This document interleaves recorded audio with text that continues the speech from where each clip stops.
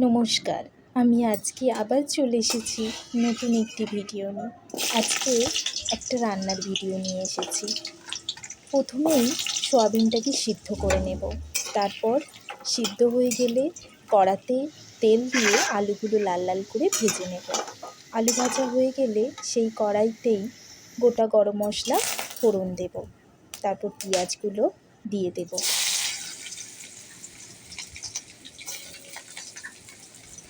পেঁয়াজগুলো লাল লাল হয়ে গেলে এর মধ্যে আদা রসুনের পেস্ট দিয়ে দেব।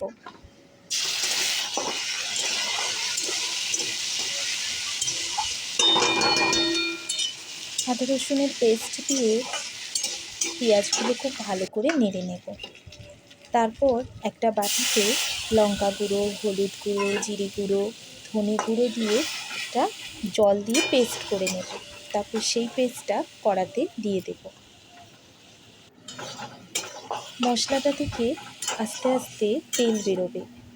যতক্ষণ না তেল বেরোবে ততক্ষণ নাড়তে থাকবো। আমার মশলাটা থেকে তেল বেরিয়ে গেছে। এরপর এখানে টমেটো সস দিয়ে দেব। আমি এই রান্নাটার জন্য টমেটো সস ব্যবহার করেছি। আপনারা টমেটোও ব্যবহার করতে পারেন।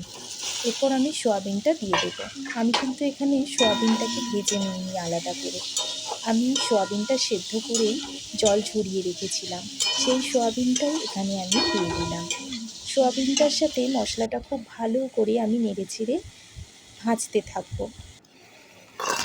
দেখুন সয়াবিনটা মোটামুটি ভাজা হয়ে গেছে মশলাটার সাথে। তারপর আমি আলুগুলো দিয়ে দেব।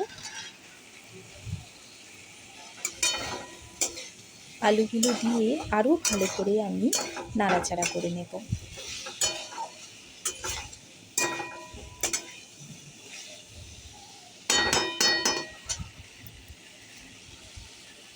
দেখুন মশলাটা থেকে কি সুন্দর তেল বেরোচ্ছে।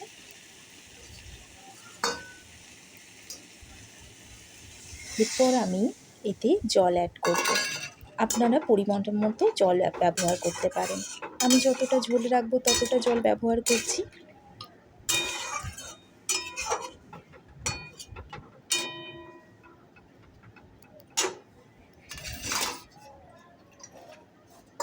এরপর আমি এটাকে চাপা দিয়ে রেখে দেব।